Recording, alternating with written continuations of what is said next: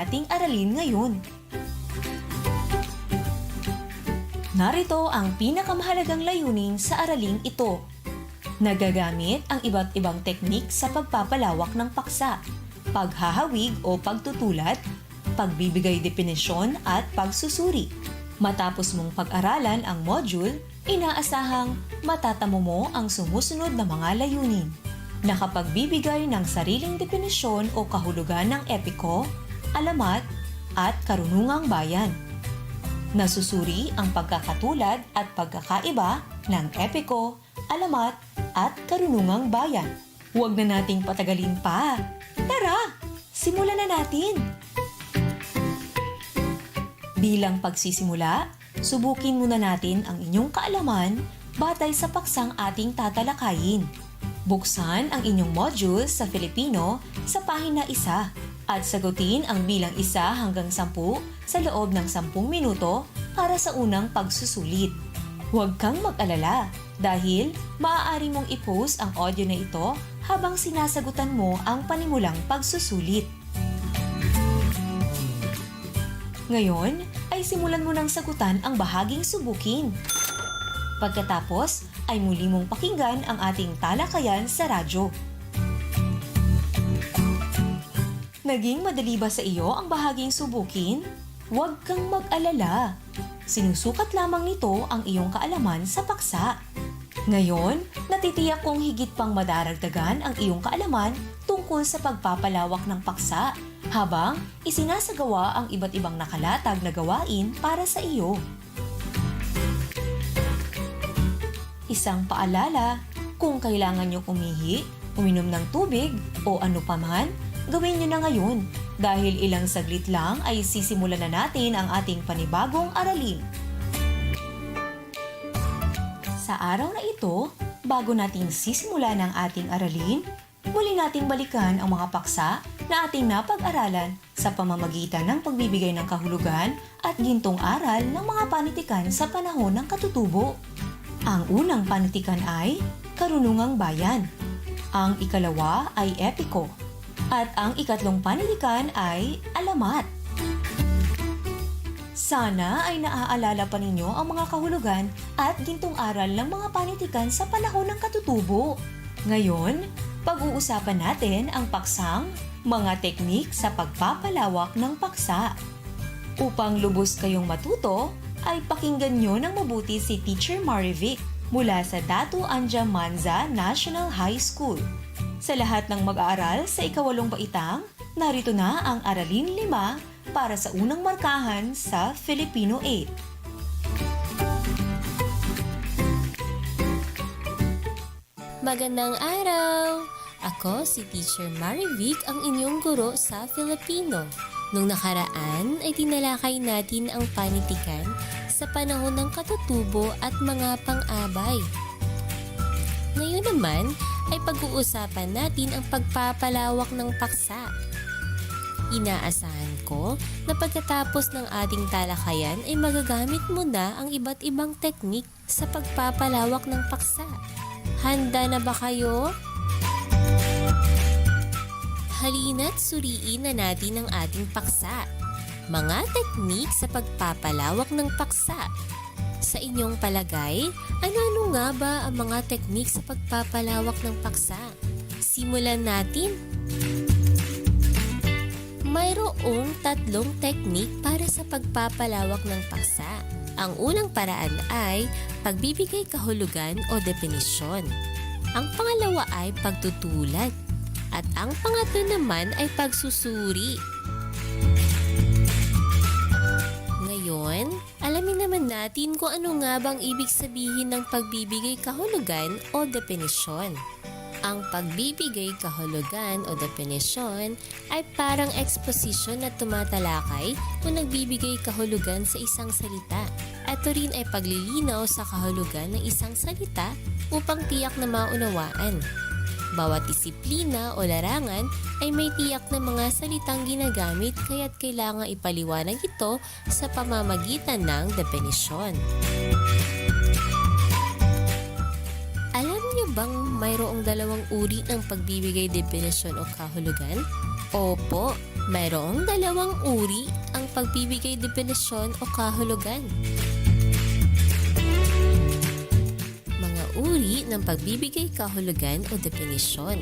Una, maanyong definisyon. At ang pangalawa ay definisyong pasanaysay. Ang maanyong definisyon ay tumutukoy sa isang makatwirang pagpapahayag ng mga salita na nagbibigay ng malaking kaalaman. Ito ay tumutugon sa mga patakaran ng anyong nasa diksyonaryo at encyclopedia. Mga mag-aaral ng ikawalong baitang, maaari bang basahin ang halimbawa dyan sa inyong module? Sa pagpapatuloy, ang pangalawang uri ng pagbibigay kahulugan o definisyon ay ang definisyong pasanaysay. Ito ay isang uri ng definisyong nagbibigay ng karagdagang pagpapaliwanag sa salita. Ito ay kawili-wili, makapangyarihan at makapagpapasigla. Kaya't higit itong binabasa ng mga mambabasa. Walang tiyak na haba ito basta't makapagpapaliwanag lamang sa isang salitang binibigyang kahulugan. Mga mag-aaral, maaaring basahin ang halimbawa dyan sa inyong module. Ang halimbawa na inyong binasa ay sinipi mula sa akdang Ang Kalayaan ni Marcelo H. Del Pilar. Sa ating pagpapatuloy, dadako naman tayo sa pangalawang teknik sa pagpapalawak ng paksa. Meron bang nakakaalala sa nabanggit ko kanina? Magaling!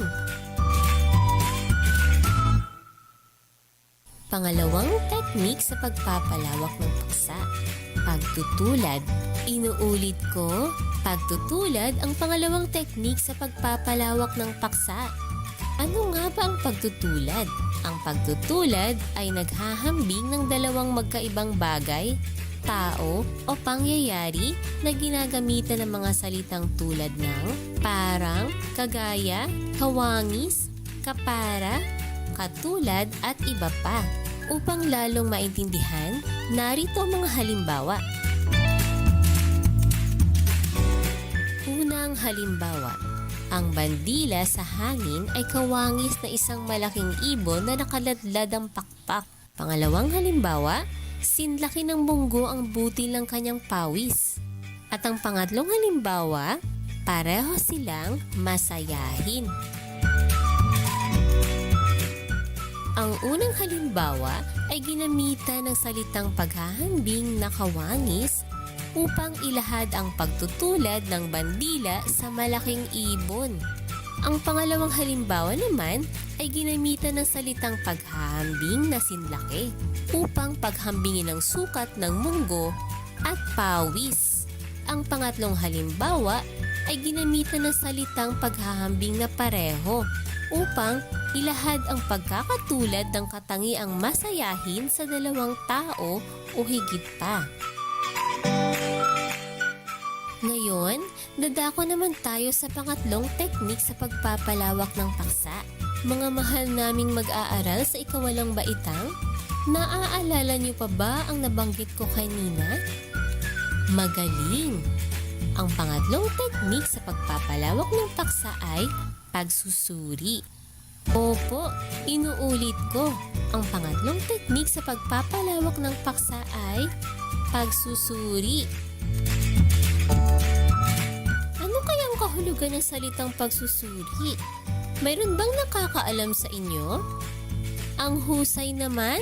Yes! Ang pagsusuri ay tinatawag ring pag-aanalisa o pag-oobserba. Ito ay isang teknik na mapag-aralan at mabigyang kasagutan ng mga suliranin. Dito hihimayin ang paksa sa maliit na bahagi upang maunawaang mabuti ang bawat detalye na kapaloob dito. Kalimitan itong ginagamit sa siyentipiko at pang-akademikong pamamaraan. Maaari ding gamitin kahit sa simpleng pag-oobserba gamit ang 5 pandama. Alam niyo ba kung ano-ano ang inyong 5 pandama? Sige nga, isa-isahin natin. Ang 5 pandama ay ang ating paningin, pandinig, pang-amoy, panlasa at pandama. Ngayon naman, maaaring basahin ang halimbawa ng pagsusuri dyan sa inyong module. Mga mag-aaral, alam niyo ba ang kahalagahan ng pagpapalawak ng paksa? Mahalaga ang pagpapalawak ng paksa upang maipakita ang iyong kaalaman tungkol sa isang tiyak na bagay. Ngayon ay marami ka ng alam tungkol sa panitikan na umusbong sa panahon ng katutubo. Sa bahaging pagyamanin, subukin mo namang ipakita ang iyong kaalaman sa pagpapalawak ng paksa gamit ang mga teknik na napag-aralan natin.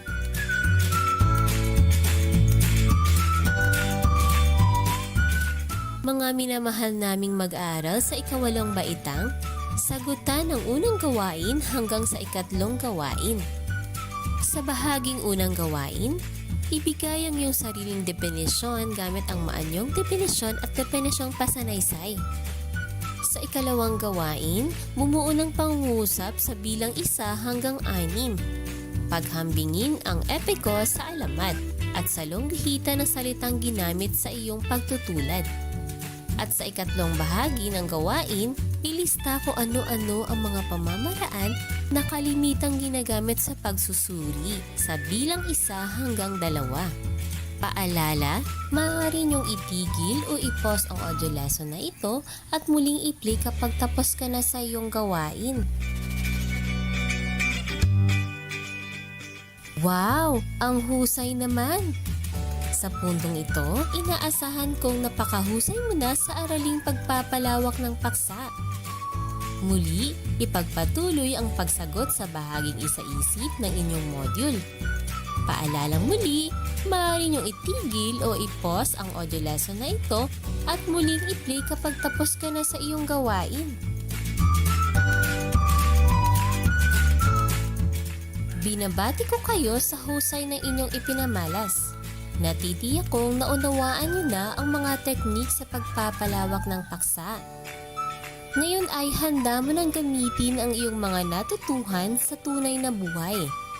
Hanapin ang bahaging isagawa sa inyong module at sagutan ito. Paalala, maaari niyong itigil o i-pause ang audio lesson na ito at muling i-play kapag tapos ka na sa iyong gawain. O diba? Higit pang nadagdagan ang iyong kaalaman tungkol sa pagpapalawak ng paksa. Isa pang gawain ang inihanda sa inyo. Handa ka na ba? Kayang-kaya mo to. Sagutin mo ang bahaging karagdagang gawain na makikita sa ika-10 pahina ng inyong module. Basahin at unawain ng mabuti ang panuto upang mas lalong mapadali ang iyong pagsagot. Isulat ang inyong sagot sa isang malinis na papel. Paalala, maaari niyong itigil o i-pause ang audio lesson na ito at muling i-play kapag tapos na ang inyong gawain. Ayan, natapos na ang ating talakayan. Sana ay mahusay na kayo sa pagpapalawak ng isang paksa. Hanggang sa susunod nating leksyon, ako ang inyong guro sa Himpapawid, Teacher Marivic Escalada, mula sa Dato Anja Mansa National High School. Mula sa paaralang Panghimpapawid para sa Grade 8 Filipino. Kung sakaling may hindi kayo naunawaan, tutulungan kayo ng ating host na si Teacher Leila para sa recap ng ating napag-usapan. Galingan nyo ang ating maikling pagsusulit mamaya. Hanggang sa muli, paalam! Ang inyong narinig ay si Teacher Marivic. Napakahusay niyang magturo, di ba? Bago tayo dumako sa pangwakas na pagsusulit, ay balikan muna natin ang mga napag-usapan sa talakayan. Ang ating aralin kanina ay pagpapalawak ng paksa. Maaari niyong balikan ang buong bahagi ng inyong module. Nakilala rin natin ang mga uri ng mga teknik sa pagpapalawak ng paksa. Una, pagbibigay kahulugan o definisyon. Pangalawa ay pagtutulad at ang pangatlo ay pagsusuri. Ayan, napagtagumpayan niyong maunawaan ang mga pagsasanay at gawain sa module. Ngayon ay alam kong handa na kayo sa pangwakas na pagsusulit. Subukin natin kung hanggang saan ang inyong mga natutuhan. Nais kong basahin nyo ng may pag-unawa at sagutan ang bahaging tayahin sa pahina 9 hanggang 10 ng inyong module. Uulitin ko. Nais kong basahin nyo ng mabuti at sagutan ang bahaging tayahin sa pahina 9 to 10 ng inyong module.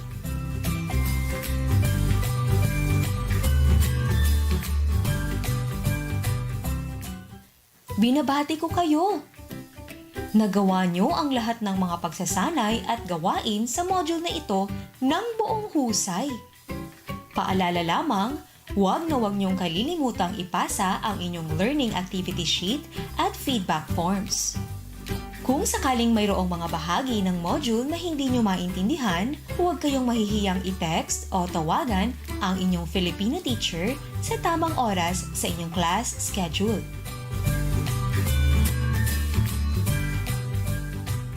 Huwag niyong kalilimutan ang susunod nating aralin tungkol sa maikling kwento. Siguruhing tumutok sa ating paaralang panghimpapawid araw-araw. Hanggang sa muli, ako si Teacher Leila na nagsasabing, laging tandaan, ang pandemya ay di hadlang sa pagtamo ng karunungan. Paalam!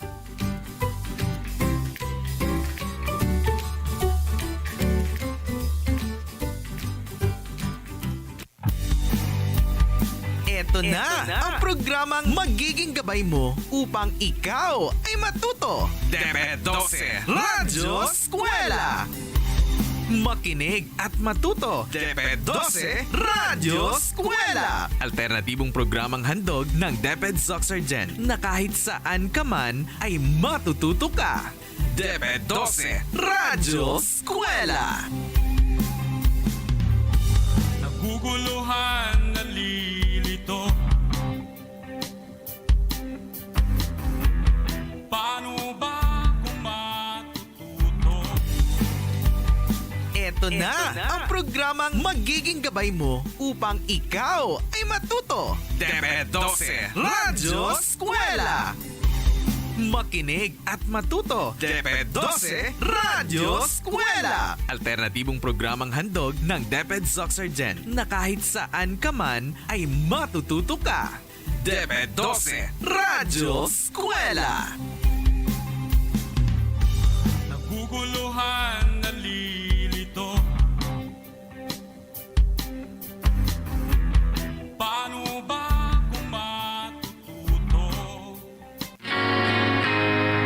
Bagong araw na naman, bagong kaalaman, bagong matututunan sa paaralang panghimpapawid. Kaming samahan, sabayan ng mga aralin, mga gawain, siguradong kagigiliwan.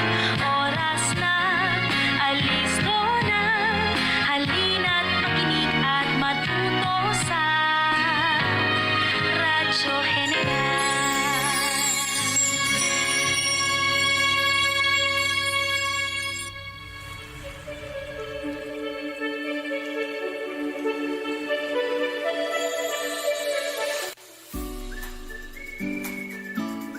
Good morning, grade 9 learners. This is your school on the air in Mathematics 9. I hope that you are in a very comfortable place right now. If not, look for a place wherein you can relax and enjoy while doing the activities so you can hear your teacher loud and clear. Have you already taken your breakfast? Well, that's great! With that, I am confident that you will understand your lesson. I am glad that you are present today to learn and enjoy your activities on your first radio class this school year 2020-2021. Are you excited? Hold on. Your mathematics teacher is Miss Karen Meiji Krampatanta of Banisil National High School. Please get your module and pencil so you can get along with your teacher. So, buckle up, get ready, and enjoy learning.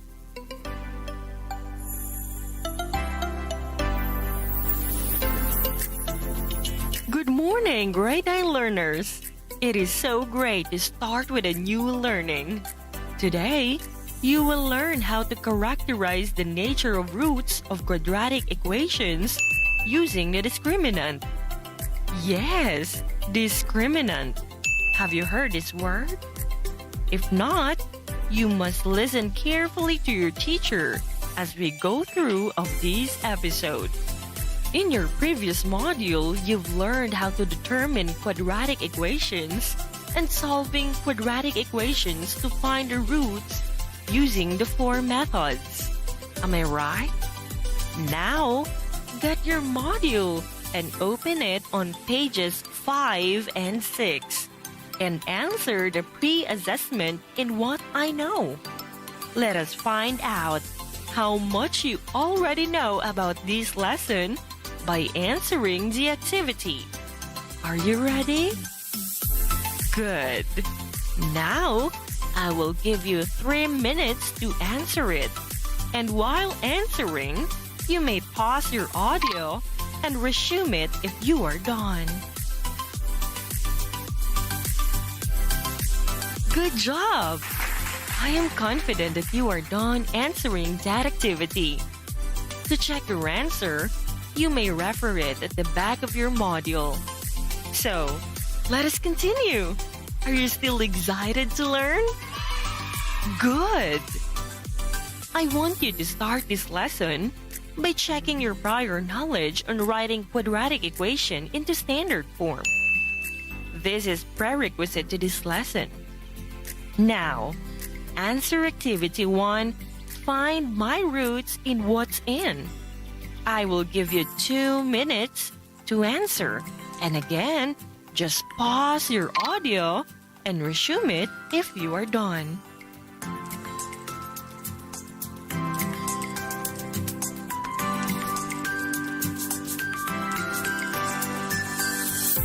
Okay, I assume that you are done answering. Now, are all the equations in standard form?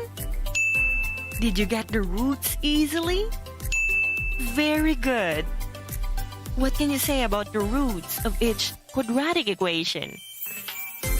Now, to understand the nature of the roots of quadratic equations and how to characterize the roots, we need to determine the roots using the quadratic formula x is equal to negative b plus minus square root of b squared minus 4ac all over 2a.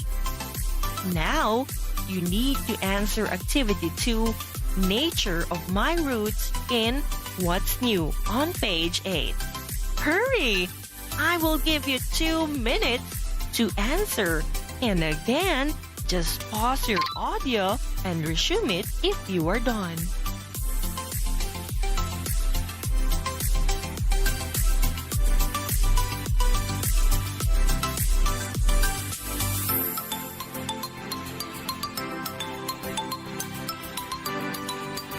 Now we're back. Okay, are all the equations in standard form? Very good. Is it important to write the quadratic equation in standard form? Yes, it is. What can you say about the roots of each quadratic equation? Now, compare the roots of the quadratic equations. What equations have real, rational, and equal roots?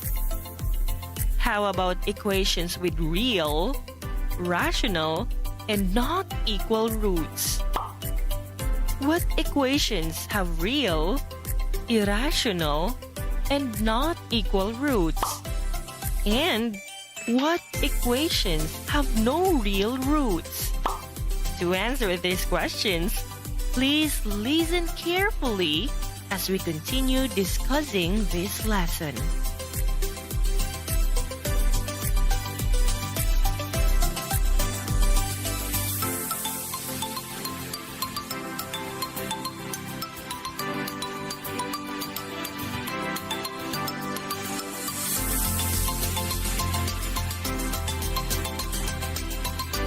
In In the last activity, you determined and described the roots of the quadratic equations.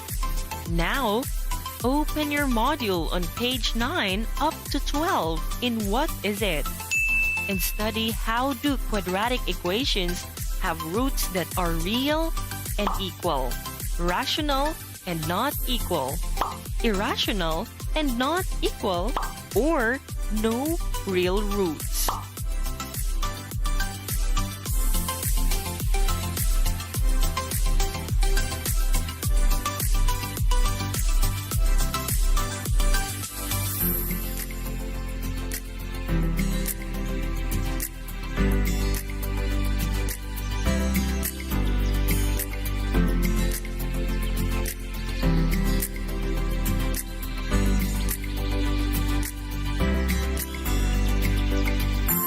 Okay, let's take the equation 4x squared plus 4x plus 1 equals 0 and find the roots using the quadratic formula. To find the roots of the equation 4x squared plus 4x plus 1 equals 0, you need to find first the value of a, b, and c. After finding the value of a, b, and c, substitute it in the quadratic formula, which is x is equal to negative b plus minus square root of b squared minus 4ac all over 2a. Then, simplify the solution as shown in your module. So, the roots are negative 1/2 and negative 1/2, and they are real, rational, and equal. Look at the solution again and notice the circle value. You got it right. It is 0. Now, where did we get the value? Very good! This is the value of b squared minus 4ac, which is inside the radical sign. Did you find it in the quadratic formula? Exactly! What can we say then? You are great! We can say when the value of b squared minus 4ac equals 0, the roots are real, rational, and equal.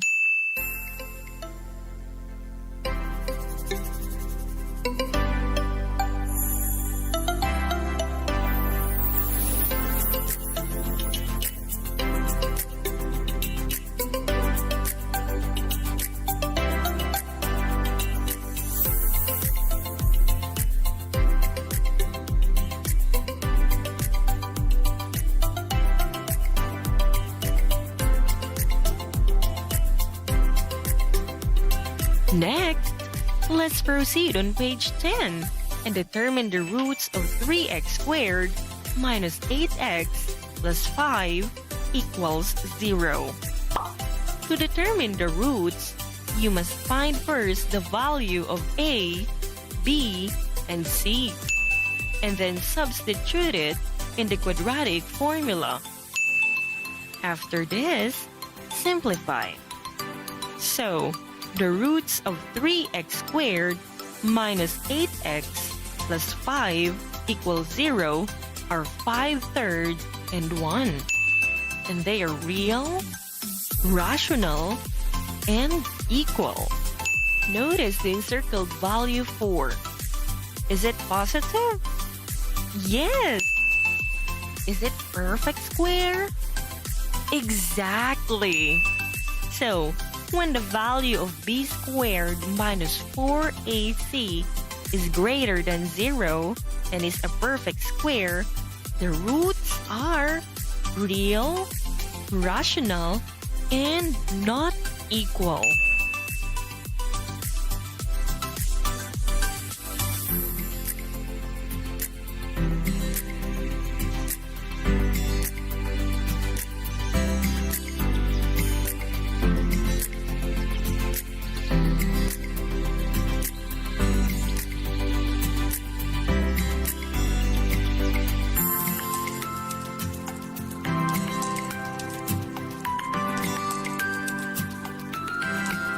Now, let us determine the roots of 5x squared plus 10x plus 3 equals 0 on page 11.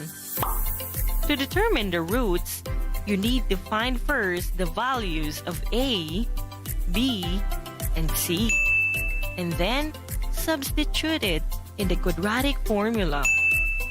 After substituting, you need to simplify it as shown in your module.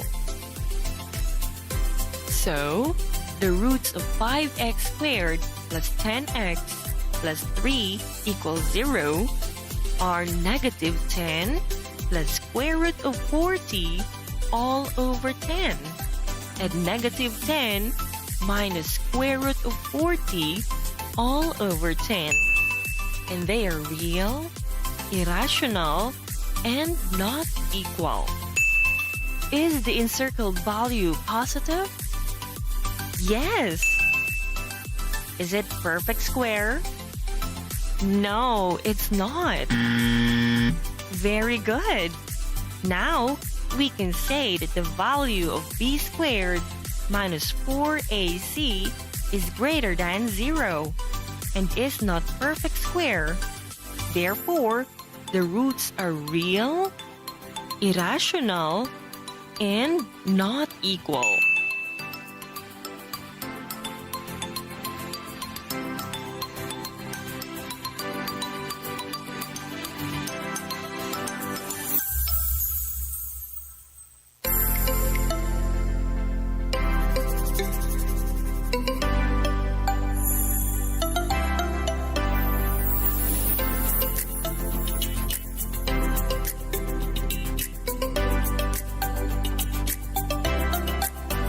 Moving to the next example, determine the roots of x squared minus x plus 5 equals 0. To find the roots, first you must get the value of a, b, and c, and then substitute it in the quadratic formula and simplify as shown in your module. The roots of the given quadratic equations are not real because there is no real number which can be extracted from square root of negative 19. Is the value positive? No. So, when the value of b squared minus 4ac is less than 0, there are no real roots. The values of the expression b squared minus 4ac is called discriminant. This is used to characterize the nature of the roots of quadratic equation. The equation should be written in standard form. Quantity ax squared plus bx plus c equals 0.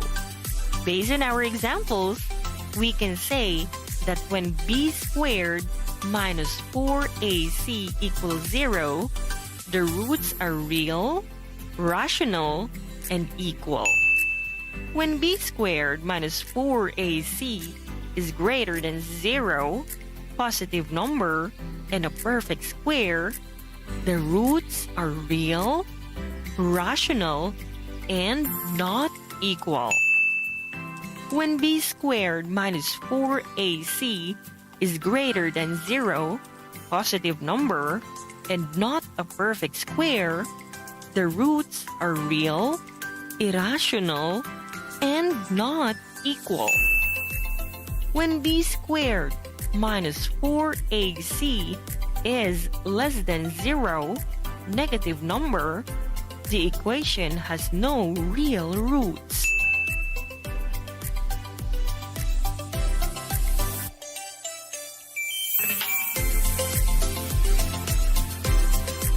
Now that you already learned how to characterize the roots of quadratic equations using quadratic formula, let us apply your knowledge by answering the problem. Find the roots of quantity x minus 3 raised to 2 equals 0 using quadratic formula. Here, you are going to identify the value of b squared minus 4ac and the roots of the quadratic equation. After which, characterize the nature of the roots of the quadratic equation. You can solve this equation in a clean sheet of paper.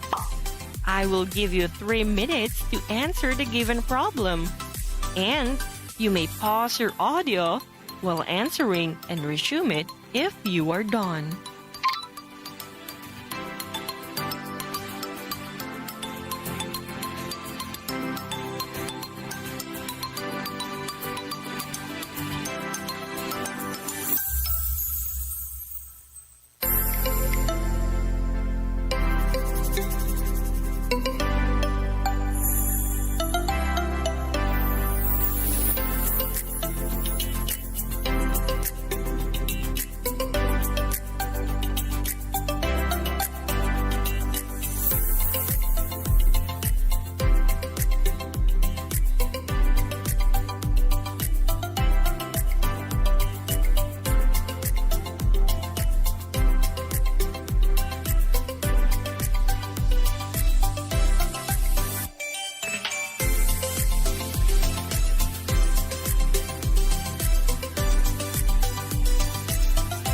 All right. I assume that you are done. Let us check your answer. So, what are the roots of the equation quantity x minus 3 raised to 2 equals 0? Exactly! The roots of the equation quantity x minus 3 raised to 2 equals 0 is 3. And 3 is real, rational, and equal. What about the value of the expression b squared minus 4ac? Very good! The value is 0. So, we can say when the value of b squared minus 4ac equals 0, the roots are real, rational, and equal.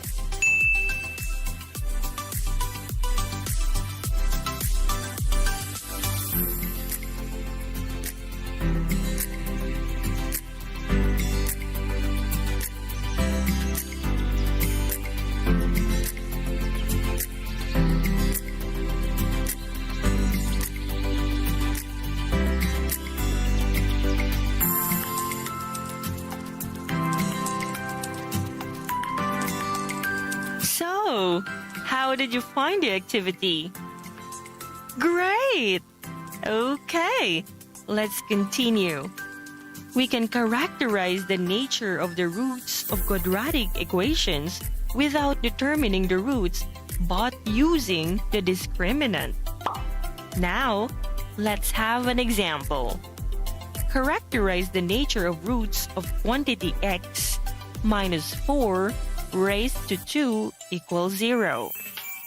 In solving for discriminant, make sure that the quadratic equations are in standard form. Ax squared plus bx plus c equals 0. This will help you to determine the values of a, b, and c. To transform the equation quantity x minus 4 raised to 2 equals 0 into standard form, you need to expand this and simplify to become x squared minus 8x plus 16 equals 0. Then, get the value of a, b, and c, and substitute to the expression b squared minus 4ac. After substituting, perform the operation as shown in your module. So, the result of our discriminant is 0. Since the discriminant is 0, then the roots are real and equal. Did you follow our discussion? That's great! Now, I want you to answer the quadratic equation 4x squared equals 9. Here, you are going to characterize the nature of the roots of 4x squared equals 9. I will give you 2 minutes to solve this equation. Use a clean sheet of paper in solving the problem. You can pause the audio while answering and resume it if you are done.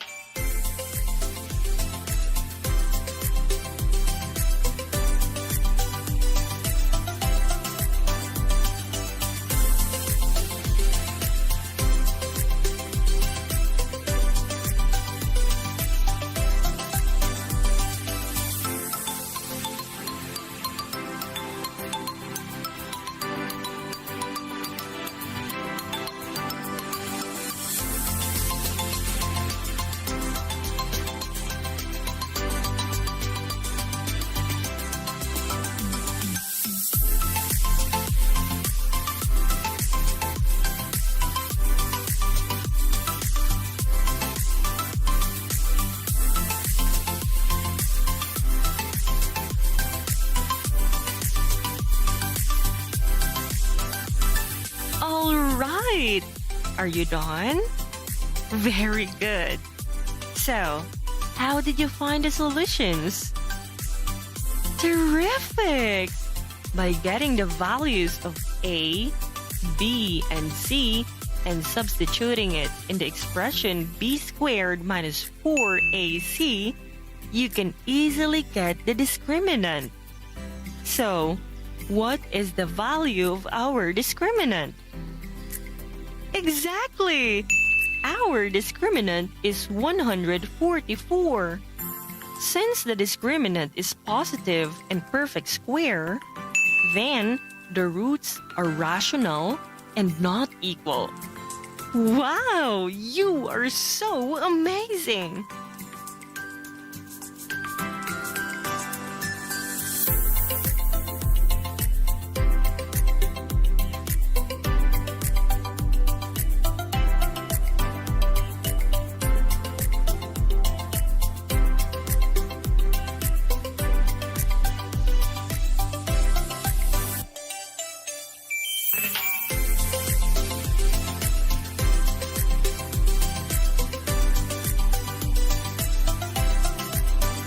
Since that you already understand our lesson, it is your turn to answer the given activities.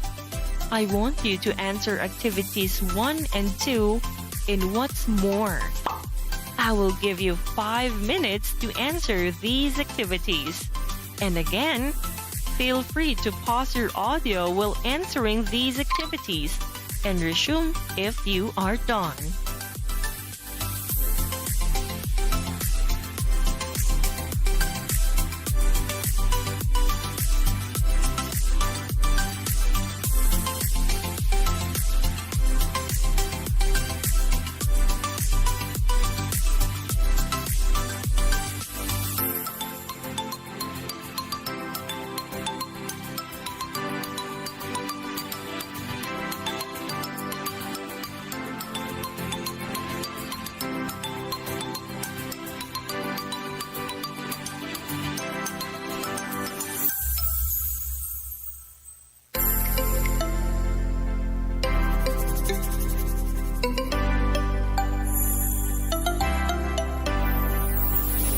Are you done answering? Great! To check your answer, please refer it on page 20 at the back of your module. You are doing great! You are now knowledgeable on how to characterize the roots of quadratic equations using the discriminant. All right! Since that you are doing great, what are you waiting for? Grab your pen and let us answer the assessment on pages 17 to 18 on your module to check if you've learned something throughout our discussion. I will give you 10 minutes.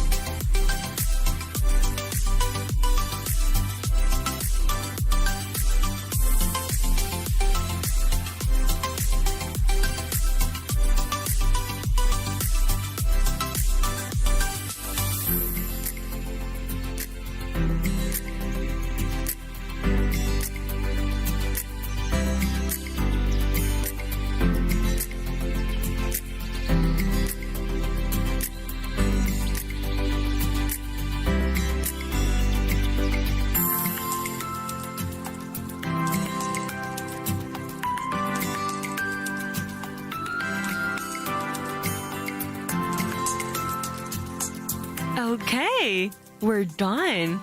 We did able to characterize the roots of quadratic equations using the discriminant. Now, as your assignment, answer the remaining activities in your module. It's nice to have you in my class. So, see you in the next episode. See, you did a lot of work today. That's indeed amazing. Keep it up. This is our radio class and thank you for joining me until this hour. What a very enjoyable learning we have today. Do not forget to read and apply your learning by answering the exercises on your modules. It's good to be smart. Goodbye, students. This is your host, Kumi, and teacher Karen on the air from Banisil National High School. Now, signing off.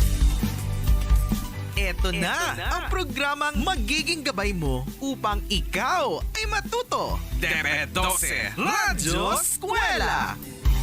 Makinig at matuto. DEP ED 12 Radyo Eskwela. Alternatibong programang handog ng DEP ED Soxargen na kahit saan ka man ay matututo ka.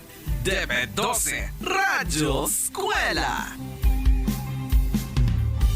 Naguguluhan, nalilito. Paano ba ako matututo?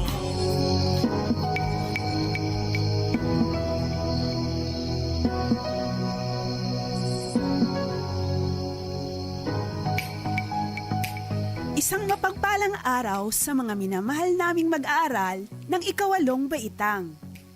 Ito ang inyong paaralang panghimpapawid sa Filipino. Ikinalulugod naming makasama kayo sa ating pag-aaral sa pamamagitan ng radyo. Ako ang inyong lingkod, Teacher Robuela Norona, at kasama ko si Teacher Hernan Binyas na kapwa mula sa Florence M. Santos High School. Marapat lamang na nasa isang lugar kayo ngayon na maliwanag at mailiwalas upang malinaw ninyong nababasa ang inyong mga module at siguraduhing maayos na naririnig ang ating leksyon. Tiyaking positibo at handa ang inyong mga pag-iisip upang maunawaan ang ating aralin ngayong araw. Isarado muna ang inyong mga Facebook at iba pang social media app upang hindi makasagabal sa inyong pag-aaral sa oras na ito. Mga mag-aaral, ihanda na ninyo ang inyong mga module sa Filipino para sa bagong leksyon, ukol sa alamat. Inuulit ko, ang leksyon natin ngayon ay tungkol sa alamat. Sige, nasa kamay nyo na ba ang inyong mga module? Para sa pagpapatuloy ng ating aralin, magbabalik-aral tayo tungkol sa epiko. Sa ating nakaraang leksyon, pinag-aralan natin ang tungkol sa epiko. Ating napag-alaman na ang epiko ay isang uri ng panitikan na nagsasalaysay tungkol sa kabayanihan at pakikipagtunggali ng pangunahing tauhan laban sa mga kaaway na halos hindi mapaniwalaan dahil ang mga pangyayari ay pawang kababalaghan at di kapanipaniwala.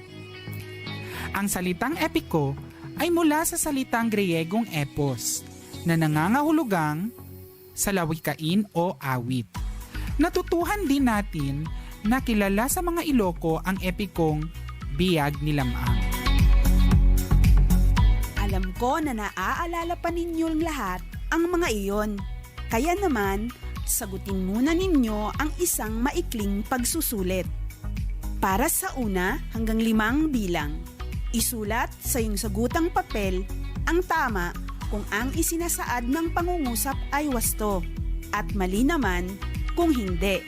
Inuulit ko, isulat sa iyong sagutang papel ang tama kung ang isinasaad ng pangungusap ay wasto at mali naman kung hindi.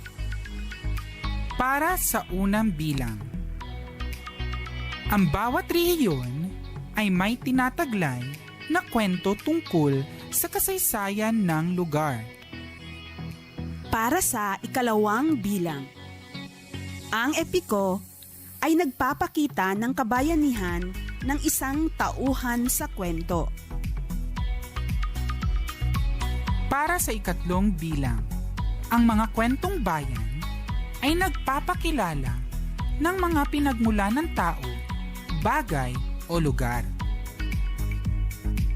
Para sa ikaapat na bilang, ang epiko ay nagpapakita ng pagka-Pilipino. Para sa ikalimang bilang, bago pa man dumating ang mga Hapon, ang ating mga ninuno ay maalam na sa pagsulat ng mga kwentong bayan. Ngayon naman, alamin natin ang mga sagot. Narito ang mga kasagutan sa mga tanong. Para sa unang bilang, ang sagot ay tama. At para sa ikalawang tanong, ang sagot ay tama pa rin. At para sa ikatlong tanong, tama na naman ang sagot. At para sa ikaapat na tanong, ang sagot ay tama na naman. At para sa ikalimang tanong, ang sagot ay mali. Dahil bago dumating ang mga Hapon, ang ating mga ninuno ay hindi pa maalam sa pagsulat ng mga kwentong bayan. Bagkus ay pinapasa-pasa lamang ito sa pamamagitan ng pagkukwento. Ilan lahat ang tamang sagot nyo? Umaasa kaming nasagutan nyo ng mahusay ang ating pagsusulit. Mamaya, may maikling pagsusulit ulit tayo. Huwag kayong mag-alala. Tiyak na masasagutan niyong mabuti basta't masaya at interesado kayong makikinig sa ating leksyon. Sa mga nakakuha ng 5 tamang sagot, pinabati ko kayong lahat. Sa mga hindi naman, makinig lamang ng mabuti nang sa gayon ay masagot nyo ang mga tanong ng tama.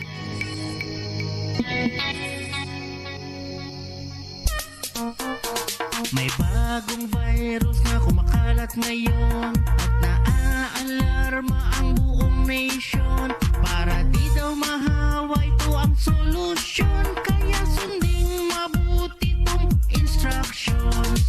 Maghugas ng kamay para virus mamatay. Iwasan ding humawak sa iyong mouth, nose at eyes para COVID-19 hindi na makapuksa. Mag-face mask at mag-alcohol maya't maya. Maghugas ng kamay para virus mamatay. Iwasan ding humawak sa iyong mouth, nose at eyes para COVID-19 hindi na makapuksa. Mag-face mask at mag-alcohol maya't maya.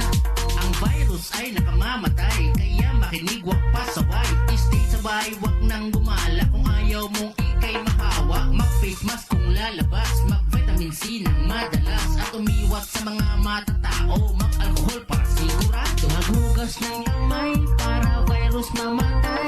Iwasan ding humawak sa iyong mouth, nose at eyes para COVID-19 hindi na makapuksa. Mag-face mask at mag-alcohol maya't maya. Maghugas ng kamay para virus mamatay. Iwasan ding humawak sa iyong mouth, nose at eyes para COVID-19 hindi na makapuksa. Mag-face mask at mag-alcohol maya't maya. Maghugas ng kamay para virus mamatay. Iwasan ding humawak sa iyong mouth, nose at eyes para COVID-19 hindi na makapuksa. Mag-face mask at mag-alcohol maya't maya.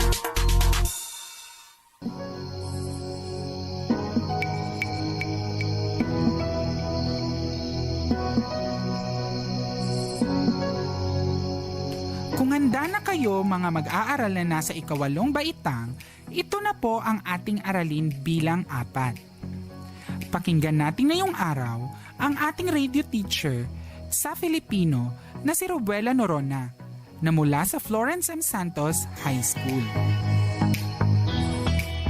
Masiglang araw mga bata mula sa ikawalong baitang. Kumusta kayo sa araw na ito?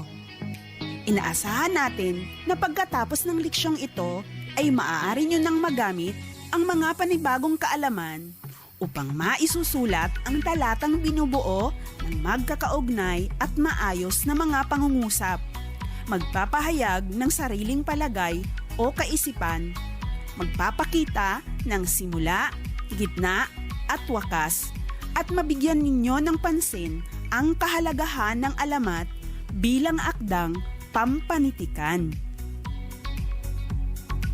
Para mas maintindihan nyo ang ating leksyon tungkol sa alamat, basahin ninyo ang alamat ng niyog na isinulat ni Venancio L. Mendiola na makikita sa ating module.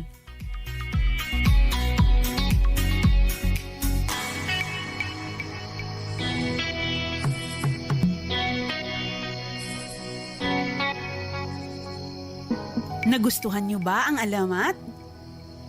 Ngayon, magtatanong ako upang mas matanton nyo pa ang alamat ng niyog. Unang tanong, ano ang tawag sa isang uri ng isda na katulad ng ahas na maaaring makikita sa tubig alat o tubig tabang? Tama, ito ay tinatawag nating igat na mas kilala natin sa wikang Ingles na eel at tinatawag naman ito na kasili sa Bisaya. Pangalawang tanong. Ito ay isang uri ng pamumuhay na kung saan ang pangunahing gawain ay pagbubungkal ng lupa at pagtatanim. Tama, pagsasaka. At kagaya ko, ramdam natin ang kahalagahan ng mga magsasaka lalo na ngayon sa panahon ng pandemya. Pangatlong tanong. Mula sa kwento ng alamat ng niyog, ano ang binanggit sa kwento na pinagbabara ng igat? Tama, bukal.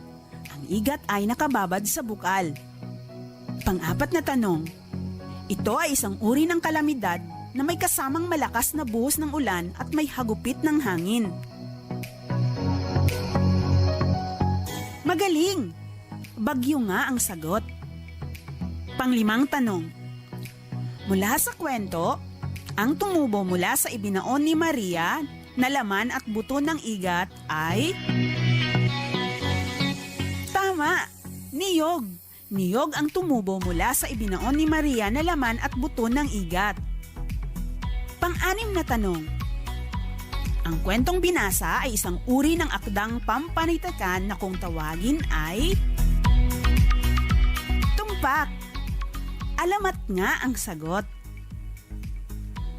Pangpitong tanong. Sino-sino ang tauhan sa kwento? Magaling! Ang igat, si Maria, ang kanyang ama at ina, ang mga tauhan sa kwento. Pangwalong tanong. Saan nangyari ang kwento? Tama! Sa bahay nila Maria at sa bukal. Pangsyam na tanong. Anong suliranin ang kinaharap ni Maria? Magaling! Malaking suliranin nga ang kinaharap ni Maria nang magtapat ang igat sa kanya ng pag-ibig. Pangsampung tanong. Ano ang wakas ng kwento? Tama! Napaniginipan ni Maria na nauna siyang nagising sa kanyang ama noong umaga pagkaraan ng bagyo na ang igat daw ay nagbago ang anyo at naging tao. At gaya ng kanyang ipinangako, hiningi nito ang kamay upang siya'y pakasalan. Nasukat na natin ang iyong kaalaman tungkol sa binasa. Palalimin pa natin ang kaalaman mo tungkol sa alamat. Kaya wag lamang huminto sa bahaging ito at ipagpatuloy pa ang paglalakbay sa ating module. Siguraduhin nasusundan ninyo ako habang tinatalakay natin ang alamat. Ang alamat ay isa sa kauna-unahang panitikan ng mga Pilipino bago pa dumating ang mga Espanyol. Karaniwang katang-isip o maaari namang hango sa tunay na pangyayari. Pinagmula ng isang puok, halaman, punong kahoy, ng ibon, bulaklak at iba pang mga bagay ang karaniwang paksa nito. Maaari ding tungkol sa mga pangyayaring di kapani-paniwala o kaya'y tungkol sa pagkakabuo ng pangalan ng lugar, bagay at iba pa. Ngayon naman ay ating tatalakayin ang mga elemento ng alamat. Ang una ay ang simula. Kabilang sa simula ang mga tauhan, tagpuan at suliranin. Sa mga tauhan, nalalaman kung sino-sino ang magsisiganap sa kwento at kung ano ang papel na gagampanan ng bawat isa. Maaring bida, kontrabida, o suportang tauhan. Sa tagpuan nakasaad ang lugar na pinangyayarihan ng mga aksyon, insidente, gayon din ang panahon kung kailan naganap ang kwento. Ang bahaging suliranin ang nagsasaad ng problemang haharapin ng pangunahing tauhan. Ang pangalawang elemento ay ang gitna.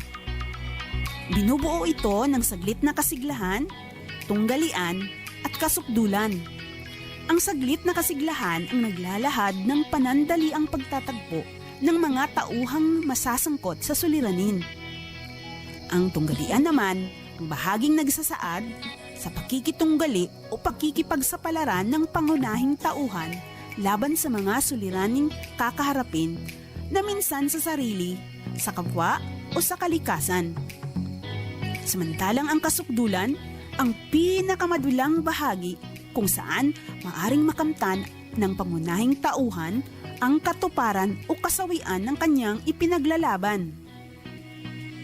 Ang panghuling elemento ng alamat ay ang wakas. Binubuo ang wakas ng kakalasan at katapusan. Ang kakalasan, ang bahaging nagpapakita ng unti-unting pagbaba ng takbo ng kwento mula sa maigting na pangyayari sa kasukdulan. At ang katapusan, ang bahaging maglalahad ng magiging resolusyon ng kwento. Maaaring masaya o malungkot, pagkatalo o pagkapanalo. At sa tulong ng bawat bahagi ng alamat, ay naipakita ang mga pangyayari na sumasalamin sa kultura, tradisyon, kaugalian, at kalagayang panlipunan ng sinaunang Pilipino.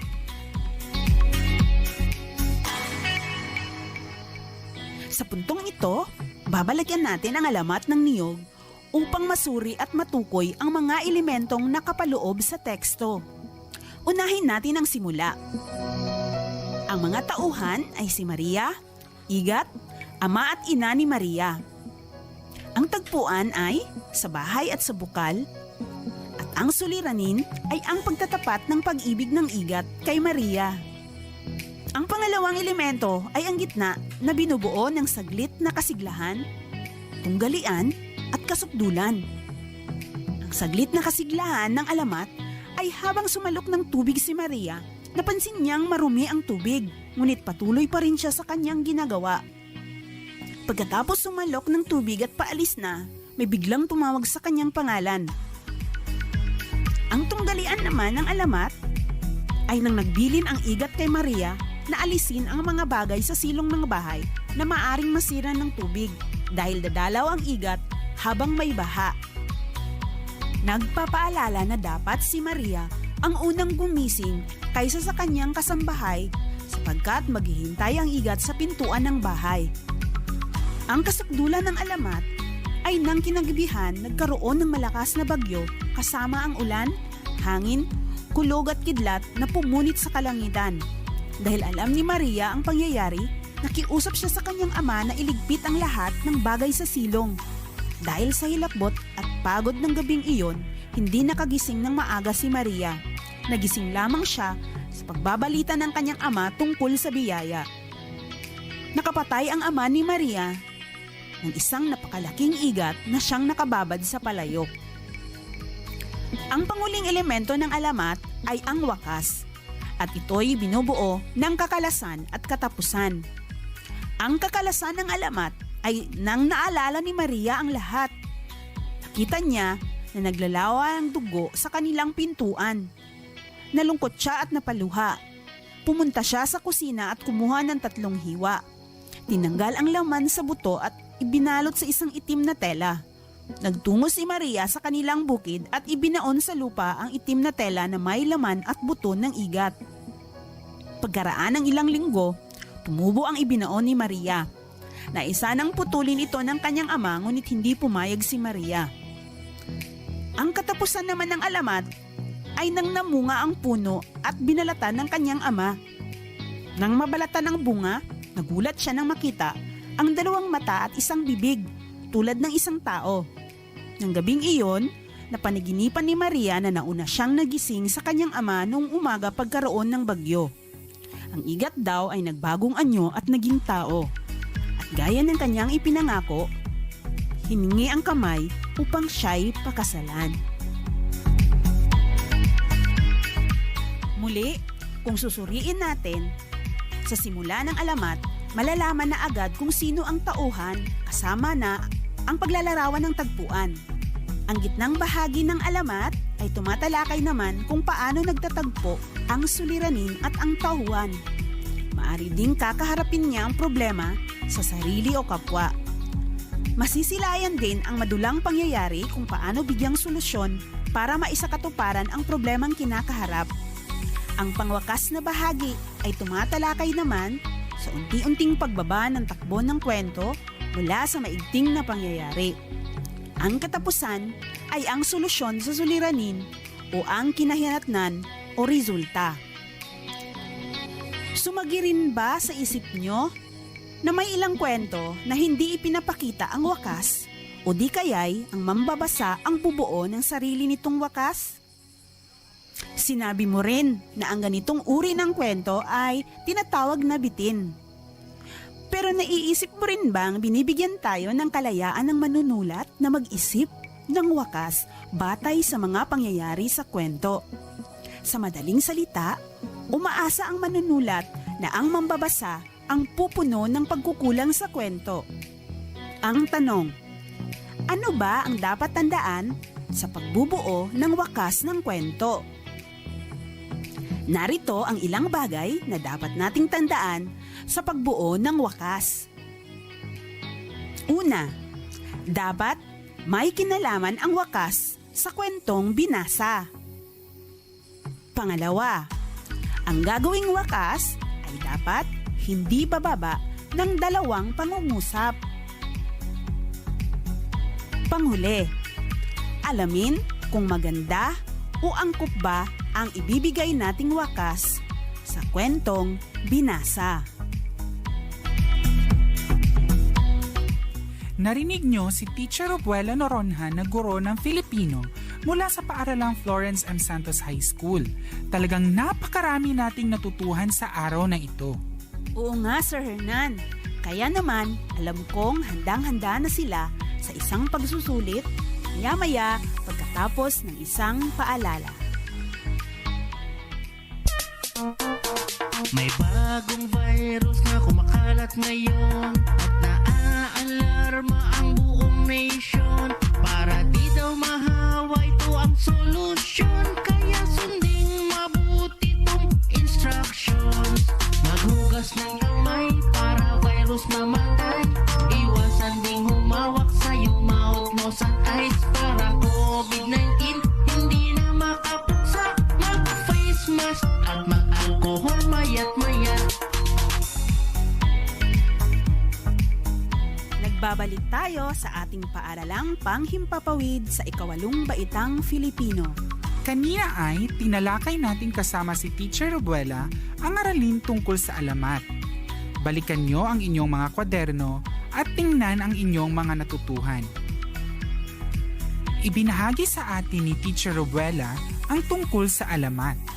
Ang alamat ay isa sa kauna-unahang panitikan ng mga Pilipino bago pa dumating ang mga Espanyol. Karaniwang katang-isip o maaari namang hango sa tunay na pangyayari. Pinagmula ng isang puok, halaman o punong kahoy, ng ibon, bulaklak at iba pang mga bagay ang karaniwang paksa nito. Maaari ding tungkol sa mga pangyayaring di kapanipaniwala o kaya'y tungkol sa pagkakabuo ng pangalan ng lugar, bagay at iba pa. Ngayong tapos na ang ating leksyon, Oras na para tasahin o sukatin ang ating kaalaman o patunayan ang inyong galing ukol sa aralin sa alamat. Kunin nyo ang inyong papel. Isulat ang inyong pangalan, seksyon at petsa ngayong araw. Huwag ding kalimutang isulat ang bilang ng aralin kung para saan ang maigsing pagsusulit na ito. Aralin bilang 4 ang inyong isulat. Handa na ba kayo? Itabi muna ang inyong mga module at makinig ng mabuti. May 8 tanong lamang tayong sasagutan. Isulat ang titik ng tamang sagot. Naiintindihan ba? Kayang-kaya nyo ito dahil sigurado akong nakinig kayo kanina. Para sa unang tanong, isang uri ng kwento na nagsasalaysay ng pinagmula ng tao, bagay, hayop o lugar. A. Karunungang bayan. B. Alamat. C. Maikling kwento. D. Sanaysay. Isulat nyo ang titik ng inyong sagot. Para sa ikalawang tanong, anong elemento ng alamat na makikilala ang mga bida at kontrabida sa kwento? A. Simula. B. Gitna. C. Wakas. D. Kasiglahan. Para sa ikatlong tanong, ang bahagi ng simula na kung saan magaganap ang kwento ay A. Tauhan. B. Gitna. C. Suliranin. D. Tagpuan. Para sa ikaapat na tanong, sa bahaging ito ng gitna, unti-unting makakamit ng pangunahing tauhan ang katuparan ng kanyang pinaglalaban. A. Saglit na kasiglahan. B. Tunggalian. C. Suliranin. D. Kasukdulan. Para sa ikalimang tanong, sa bahagi ng gitna, makikita sa A. Saglit na kasiglahan. B. Tunggalian. C. Suliranin. D. Kasukdulan ang panandaliang pagtatagpo ng bida at suliranin. Ika-6 na tanong. Sa bahaging ito, makikita sa A. Wakas. B. Simula. C. Katapusan. D. Kakalasan. Ang pagbaba ng takbo ng kwento mula sa maigting na pangyayari. Para sa ikapitong tanong, dito mabibigyang solusyon ng bida ang suliranin ng kwento. Maaaring masaya o malungkot at pagkatalo o pagkapanalo. A. Simula. B. Wakas. C. Katapusan. D. Kakalasan. Para sa ika-8 tanong, ang pagkakasunod-sunod ng istruktura ng pagsasalaysay sa alamat ay A. Simula, gitna, wakas. B. Simula, wakas, gitna. C. Wakas, simula, gitna. D. Gitna, simula, wakas. Isulat ang titik ng inyong sagot. Diyan nagtatapos ang ating maigsing pagsusulit.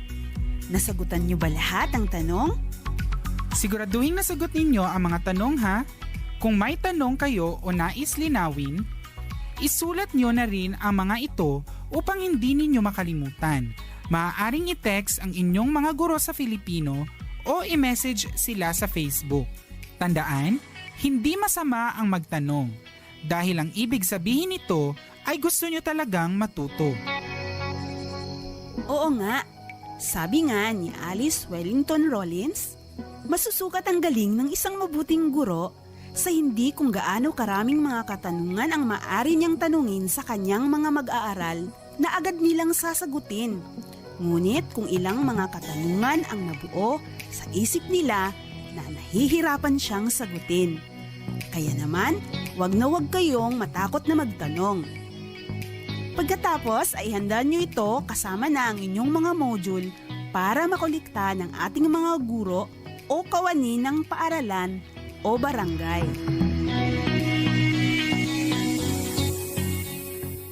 Isang leksyon na naman ang ating natapos. Upang mas maunawaan niyo pa ang ating aralin ukol sa alamat, basahin niyo ang pahina bilang 13 hanggang 16 ng inyong mga module. Nakalakip din dyan ang isang sanayang gawain sa pahina bilang 18 at ang karagdagang gawain na nasa pahina 20. Maaari nyo itong sagutan at gawin upang mas mahasa ang inyong galing sa ating aralin. Ang susunod nating aralin ay ukol sa pang-abay. Siguruhing tumutok sa ating paaralang panghimpapawid tuwing Lunes, alas 10 ng umaga. Hanggang sa muli, ako si Teacher Robuela Norona. At ako naman si Teacher Hernan Binias Jr. na nag-iiwan ng isang puno ng kaalamang kasabihan ni Arthur Ashe. Magsimula ka sa kung saan ka naroon. Gamitin ang mayroon ka at gawin mo ang kaya mo. Paalam! Ang DWIZ 882 Manila ay sabayang napapakinggan sa mga sumusunod na impilan sa buong bansa. DYKB Bacolod, DZBS Baguio, DXKO Cagayan de Oro, DXXX Zamboanga, DXDX General Santos, DXKD Dipolo, DYKC Cebu, DXKI Iriga, DXKP Pagadian, DXKS Surigao, DXKT Davao, at DZRL Batak. DWIZ 882 Manila, mas pinalawak na pagbabalita, mas todong lakas na pagseserbisyo publiko. DWIZ RPN Radio's Philippines Network, Radyo Ronda, DXDX General Santos, member kapisanan ng mga broadcaster ng Pilipinas. Mas tulong lakas, Radyo Ronda Nationwide.